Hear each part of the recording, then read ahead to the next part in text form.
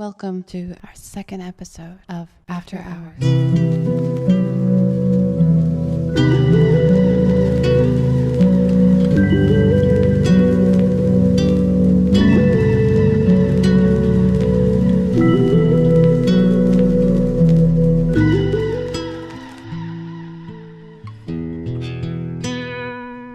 Welcome to After Hours. I'm your host, Grable. Today we're joined by our special guest, Rissy, the mind and ears and creative spirit behind NeverDrive, which is a shoegaze project hailing from Albuquerque, New Mexico, that is releasing tons of new stuff underground. Today we're going to be talking about her evening late night creative process and going over some cool questions that I think would be fun. How are you today, Rissy? I'm doing pretty good. How about you? I'm doing fantastic. I'm so excited that we could get together today and talk about what you're working on. Some of the music that you sent me, I was listening to it in the background on SoundCloud. I've been listening to it for days now. Thank you so much. So on After Hours, I like to ask off-the-wall questions. They might be a little different than most interview questions that you've heard before, but I think people listening and just people that make music late in the evening and prefer to avoid human interaction for an extended period of time will appreciate these questions a little bit more. The first question I have for you today was, if your guitar could talk to you, what is the first thing that it would say about your late night jam sessions? Well, the first thing my guitar would probably say to me is turn me up, because I'm usually running through my headphones like as lightly as I can, not to wake up the other people in my house. But I think honestly my guitar would say like, let's keep jamming, because I go from like track to track to track with different guitar leads, guitar licks, different riffs, and different effects on each one. So I think my guitar would just like to keep going forever. I can imagine that. Like, if I was a guitar, I wouldn't want to take a break. I mean, that's my whole purpose, right? Yeah, totally. I think my guitar would be like, let's just play all night. Like, no sleep. Yeah, so I haven't been out to Albuquerque in a while, but next time I do come out, we should definitely meet up and have a chat. Yeah, definitely. We'll link up. We'll do drinks. We'll get dinner or something. That's right. And then you can turn the guitar up and I'll just come have a listen, yeah? Yeah, definitely. We can have a jam session. Right? That would be awesome. So about your project, NeverDrive, I think before when we spoke on Facebook, you said that this is not the only project you're doing. This is NeverDrive is your project, which is solo with just you, but you're also working on other projects as well. Yes. I'm actually in a band right now called Murder Bats. We're going into the studio in a week, so we'll have some recordings out soon.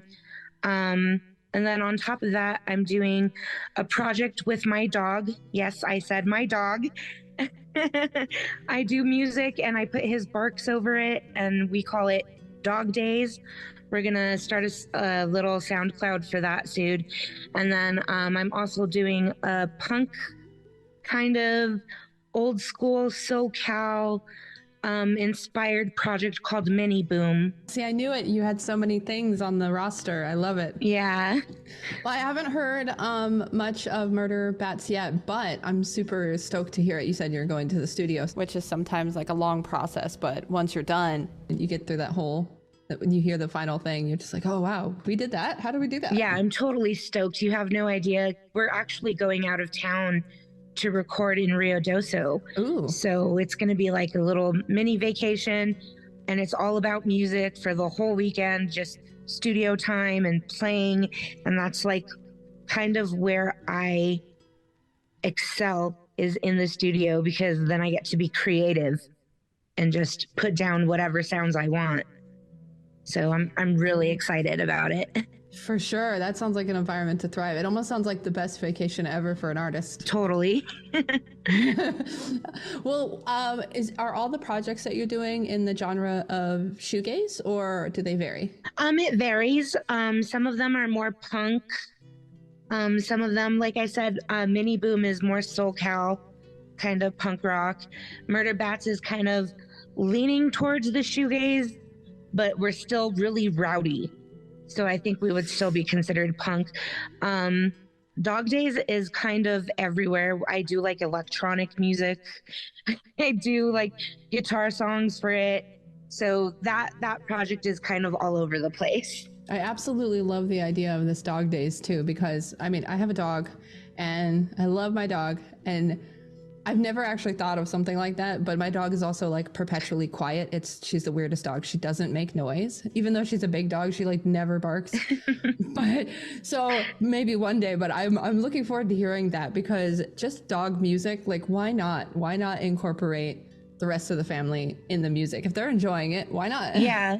And he's usually with me when I'm recording in my room. Like he'll just sit there and watch me, and then he'll start barking or he'll howl, and I'm like, yes, I'm gonna put that in the song. What kind of dog is she? Or he? I'm sorry. He's actually a miniature schnauzer. So cute. I have him right here. Oh, he's staying with Mama. Yeah. He's adorable. I love him. And he's very musically inclined. He likes to play the piano. Oh, wow. He had a drum set at one point, like a little toy drum set, where he would just wag his tail and hit like the toms and stuff. So you're telling me you have basically an X Factor talent dog that could be famous, that plays piano. Yeah. In my eyes, anyway. Oh, I would love that. So I'm definitely looking forward to seeing that and hearing that. Well, on the realm of NeverDrive, the shoegaze project, let's see, in the realm of shoegaze in general, if you had to choose like an unconventional item to use as an instrument, aside from the dog tail, but specifically for the NeverDrive project, what kind of instrument would it be and why? I think I would use like a rotary telephone, because you can make songs on the rotary, like actual, like the little rings. And then on top of that, I saw a TikTok where a girl took the top of the rotary telephone and made it into a microphone. Yeah. And it sounded so cool. It was like very dissonant and crunchy, and like it sounded so dreamy. I think it would sound really cool paired with my music, like my instrumental music, just to have like a rotary telephone microphone. I've never even heard of like what that would sound like. I definitely haven't seen the TikTok you're talking about, but when you do it, if you ever do that, let me know, because I want to see that. Yeah, definitely. I've been actually looking into it. I think they make some microphones that are already like the rotary telephone receivers. So I've been looking into it. I came across her TikTok. I don't even know who she is or what her TikTok name is. I just saw her like singing into a telephone, and it sounded wicked. So that's always been kind of in the back of my mind. Like, I wonder where I can either get a rotary telephone to revert it into a microphone, or where I could get a already built microphone telephone. That's cool that you're open to like using a bunch of instruments or whatever you can available to, because some people, you no blame and no shame, but like you get comfortable using specific items. It happens to all of us sometimes, but it's cool that you're like willing to branch out, like, and just like, maybe a rotary telephone, maybe this dog tail. Yeah, when I was first experimenting with my musical sound, I didn't have a microphone to go direct into like my recording DAW. So I would actually sing in a voice memo and then email it to myself, and then it would become super compressed, and it sounded kind of cool. So I would put those into my recordings as my vocals, and people would always be like, what effects are you using? And I'm like, a cell phone, like a razor. Yeah, email compression. Yeah. That's cool. That's awesome. That's a great way too, like to get something that no one's even heard of. They're just like, I think that some of the coolest stuff, and I'm sure it sounds like you could probably, second that motion, is like some of the coolest effects that you don't even think are cool, but people are loving hearing. They come from like areas of just accidents or limitations that you work through. And that's like the cool thing. Yeah, totally. Let's talk a little bit about what inspires you. Can you describe like the most bizarre dream you ever had, if any dreams have inspired any of the songs on your NeverDrive project? I actually was thinking, I had a bizarre dream, which it's not that bizarre, but when I wrote a song called Candy Cloud, I had a dream that I was like floating off my bed for a very long time until I reached outer space. And I just remember feeling the whole time that I was totally okay with it. And like, that's where kind of the idea for Candy Clouds came from, was from just a dream of me floating up into space from my bed and being totally fine with like being carried away into nothing. That sounds actually kind of freeing in a way. Like that's a really cool dream. Like, where am I? Where was I for this party? Can I go? That's awesome. And then you have Candy Clouds, and then they became Candy somehow. I mean, were they Candy in the dream? It was just like, I don't know where the name even came from for that song. It kind of just like rolled off my tongue after I like played it. And I woke up and in the middle of the night and wrote that song. And it was just based off of the feeling, I guess, of being lifted from my bed up into space, like kind of like I was on a roller coaster or something, but it felt totally safe. That's so interesting. And I love that you just woke up and it just kind of poured out. And then like, yeah, you're like, I don't know where any of this came from. I'm just here putting it down because I can relate to that. I think many of us can, because sometimes it feels like it just comes from somewhere else and you're just like, all right, this is what you wanted. I'll put it down.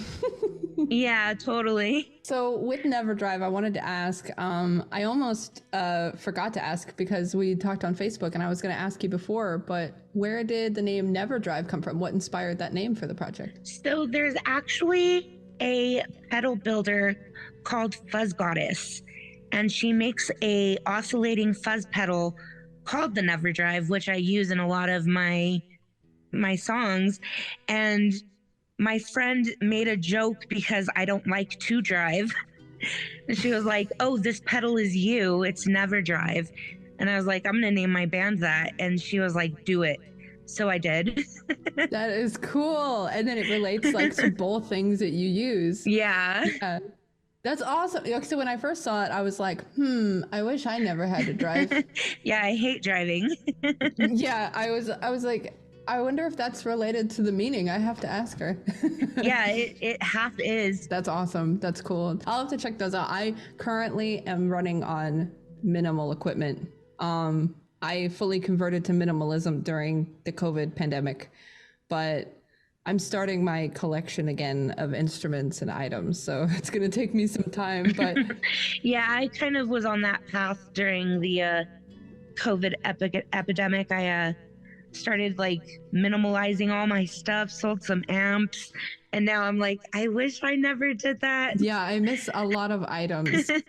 So about you have a song called As Usual. Yeah. And I wanted to ask before we play that song, is this one an older song or is this one a more recent creation?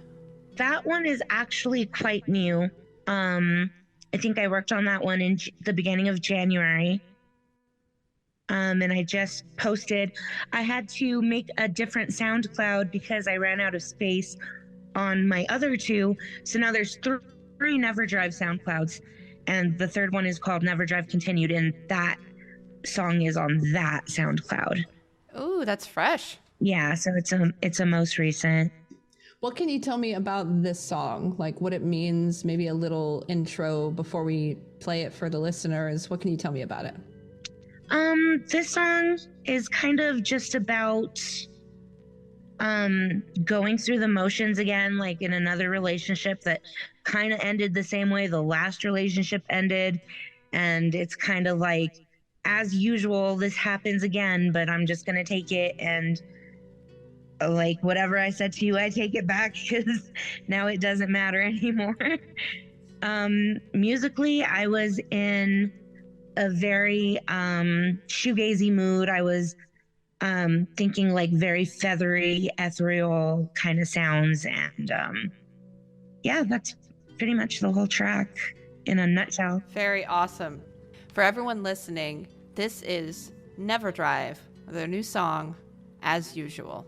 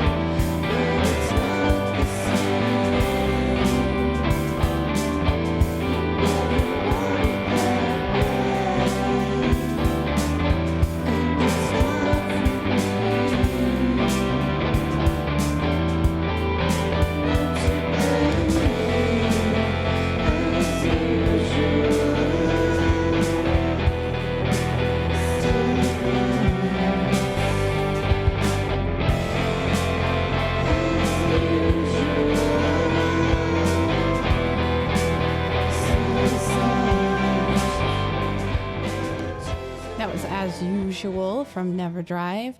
We've got Rissy with us of NeverDrive, the mind behind the project, here with us on the podcast. Rissy, what is your favorite line or lyric from this song?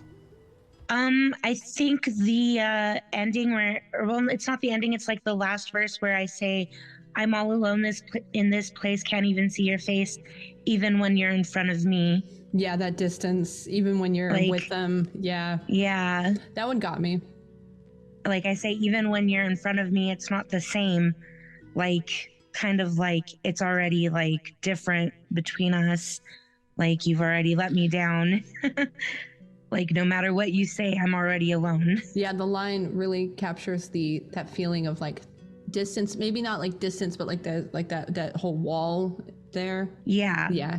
Well, I'm super glad that you could share it with us, because I love it, and I think that many other people love it as well. And it tells a story, and it expresses something that is relatable, but also it's incredibly comfortable to listen to. You can listen to it just about anywhere. It's not. Yeah. I mean, I love my upbeat music, and I love my rowdy music, and I love my heavy rocks and my metals and all that. But sometimes you just want to sit and have something play, and maybe you don't really want to put on YouTube live stream jazz in the other room. I would recommend NeverDrive for that. Thank you.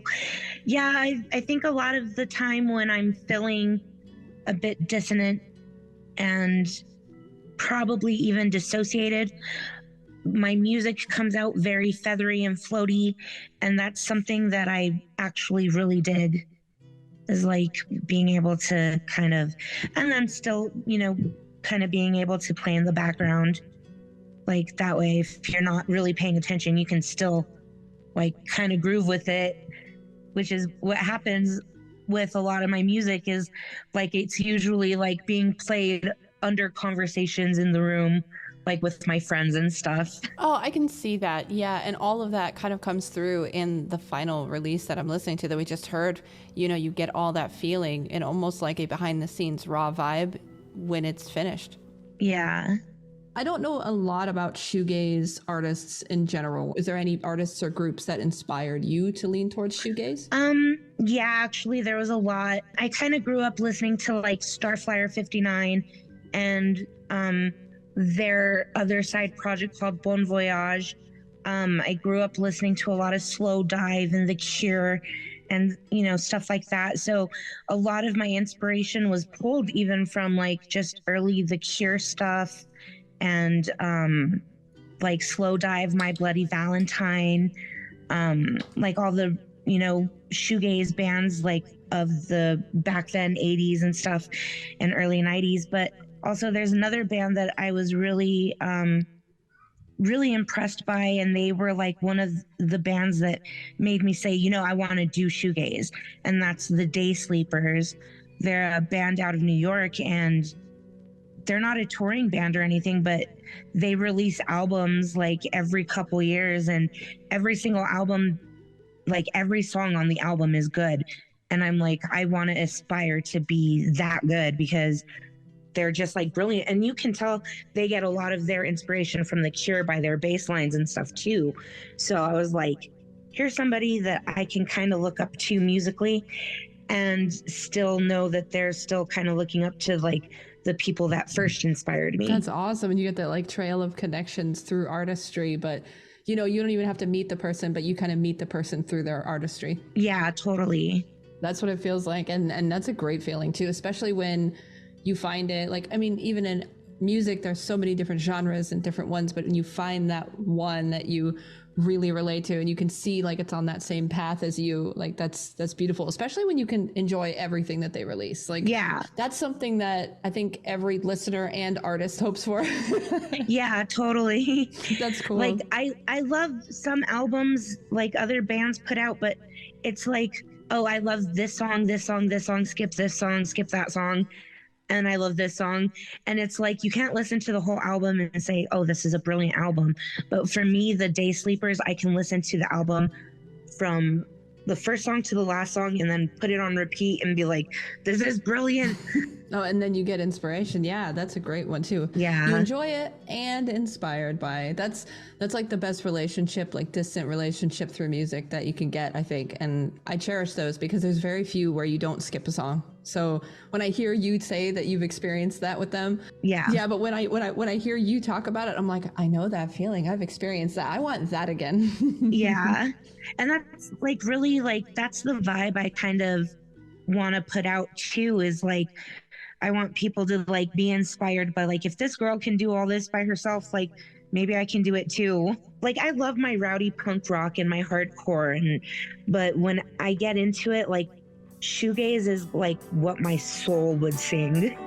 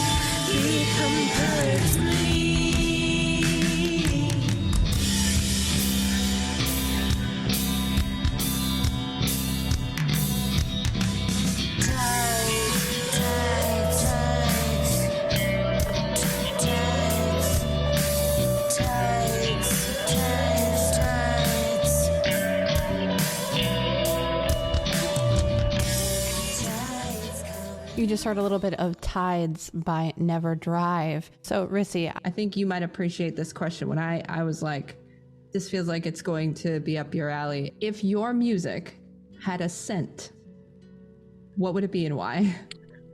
Do you remember like in the 90s, the strawberry shortcake scented dolls?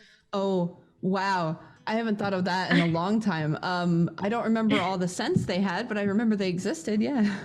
I think they would totally be like all the scents, the orange blossom, the blueberry muffin, the strawberry shortcake. Like depending on what song you're listening to, I think it would smell like strawberry shortcake. That's good. Cartoon. That's almost stuffed animal. If anyone's listening, if you haven't heard the NeverDrive project yet, it sounds delicious. It sounds like it smells delicious, you know, like those old marker boxes where you're just like, oh, these markers have flavors. That's the music right there. That is it. That's beautiful. That is the I scent. love it. I'm sold. I'm listening to it. That might even be the flavor. I don't know. You can smell it through your mouth. Right. You may be able to taste strawberry shortcake in this music. And I actually do have a song called Sky Taste, which... Ooh. Might be an interesting flavor and scent. I can imagine what the sky would taste like. Well, it looks blue, so but it is an interesting concept. I have a feeling it tastes like vanilla whipped cream. That's very specific. Yeah, like just vanilla whipped cream. It's delicious. That sounds delicious. I want some right now. Yeah, with sprinkles. That sounds good. Yes. What's the most bizarre, like the most out of the box, most bizarre source of inspiration you've ever had for any of the songs for NeverDrive? So early NeverDrive, I wrote a song called Too Late, which is actually based on a That's So Raven episode. Nice. And it was an episode where she liked a boy and then she pretended to be something she wasn't. And then the boy found out and he liked her originally, but when he started like seeing how she was acting like who she really wasn't, like he didn't like her anymore. And then it would have been better if she went back to just being herself, but it was like already too late for that. So I ended up writing a song kind of loosely based on that, called Too Late, which has now evolved into a song called Sigh, which is now evolving into a punk song that we're going to do with my band called Murder Bats. So, ooh, it's living on through the times. Yeah. I love it. It's expanded and evolved into something. Just, that's So Raven inspiration. Yep. I can see how that's definitely, I've never heard that one before, but it's I love it. It's the future she can see. Beautiful. Awesome. I was listening to Tides. I wanted to ask you, it got me thinking in this song Tides, the effects on like the opening guitar, or like just the opening. I love it. Immediately I'm hooked right away. But I'm wondering, like, are you using those pedals you previously mentioned in this song? Yes. Cool. Very cool. I am using a tremolo, a chorus, a reverb, a digital delay, a DoD digital delay, a reverb pedal, and a Fox Gear rainbow pedal. I am not the gearhead I wish I was, so you're going to know more than I do, and hopefully that is, I love it though. I love it. It's more often not women, so I was like, this is exciting. I want to hear what she has to say about, what you do. Like, specifically, do you have any like pre-record ritual, for instance? Usually I go get like the biggest jug of ice water I can find. I'll, just hang out in my room, kind of get my stuff set up. And then I usually just go through every single one of my guitars and play them until one of them feels comfortable, and until I come up with a riff on one that like feels like I could record it. And then I'll just go straight into recording. Go in, just dive right in and see what happens. Yeah. I love that though, because you just have to have that water with you though, first thing. Yeah, totally. Just my jug of ice water, maybe like my picks, my headphones. I gotta have my Shure in-ear monitors, and like I just set up, and once I find the guitar I made the riff that sounds the best to me on, I'm like, let's go, let's record it. And I'll stay up all night recording like until my song is complete. Oh, you run yourself all the way. You're like, start to finish, we're doing this. I'm like, bass lines next, drums next, vocals next. Right. And when you're doing all of these, are you producing them? Do you have all the analog instruments at home, or are you, what does that look like? Yes. Analog instruments, yeah? Yeah, analog. So I was playing a Tay drum set. And in some of my songs, my brother actually played drums on. So it differentiates like between a Tay drum set and a Pearl kit. And then with my guitars, what I do is I go straight from my pedal board into my iRig and then into my phone, because everything I do is on my phone. And I'll just go all night if you let me. So with the hookup to the phone, how does that work? How did you decide to start hooking up straight through your phone? Was it like a no-brainer, or what's that about, and what does it look like? So I use GarageBand on my iPhone as my recording DAW, and what I do is I use an iRig, which is like a little kind of like a direct box that plugs into my lightning cable charger part, and then I'll hook up my in-ears to the iRig, set up my pedals how I want them to go into my line, and I'll connect my pedals into the iRig and then the guitar into the pedals. And then I just use the monitors, in-ear monitors, to like hear myself.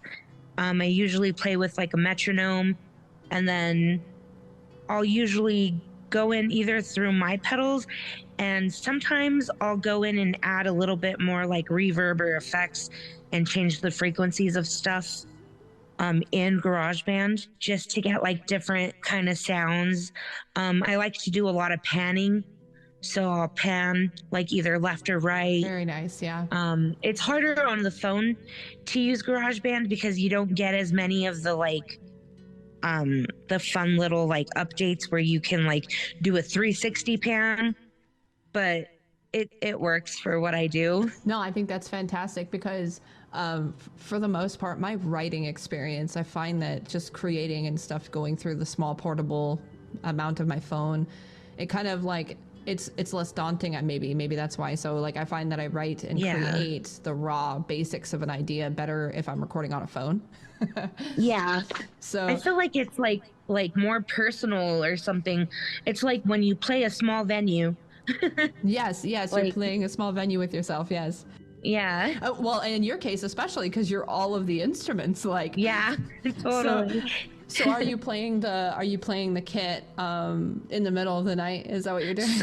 Once in a while. Sometimes I'll wait till the morning to add drums, like when everybody is gone, just because I don't want to wake up the people in my house. But if there's nobody home, yes, I'm playing the drums in the middle of the night. Yep, and I'm all about that. Like if I have a neighbor and they don't understand that, I am so sorry in advance, but that's how it's going to be. Well, before we go any further, I wanted to ask you, the song's called Tides, and when was this one created? Was it more recent than the last one, or when was this one released? This one is, I think, 2 years old, or maybe a year old. I think maybe I posted it last year. So it's a little bit older, but it's not like the oldest NeverDrive. Well, I loved it. I loved every second of it. I'm going to play it again and and again and again. But with this one, what was it, you know, in a short couple sentences, you know, somebody quick, and like if somebody ran up to you and was like, hey, what's this about? What would you say? It's about falling in love with somebody you can see yourself dying with. Oh, wow. Very straightforward, very serious. I love it. I love it. Yeah. Maybe that's why I love it so much. I'm always a very just like all in passionate person. I think that's an artist trait probably. Yeah. And I totally like even say like it talks about like sinking with the other person in the ocean and becoming part of each other, just dissolving into the water with each other. And it kind of reminds me of like a captain of a boat, and like you fall in love with the captain of the boat, and even though you know his ship is gonna sink, you still go on it because you like love this person. Like that's kind of what it's about. Yeah, you're going down no matter what. You're going to get down with them, ups and downs through from the beginning to the end. It's like it's beautiful. I love that. It's been fantastic having you. Yeah, totally. I was like really stoked. I was like, I know I'm a nobody, but like I'd be down. Like, yes, and I can't stress enough. I think that in our own minds, we're all a little bit of a nobody, but so if you had to describe your creative process, specifically with only emojis, okay?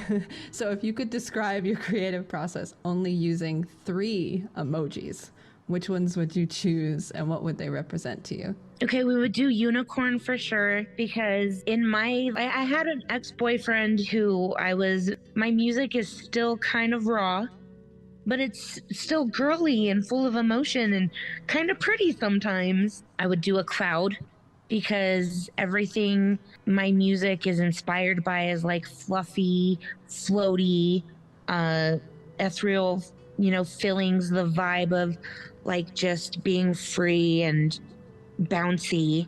Let's see, and I'd probably do a black heart, because a lot of my songs are kind of bittersweet, but I'm still grateful for the experiences and the inspiration for my songs of them. So yeah, a unicorn, a cloud, and a black heart.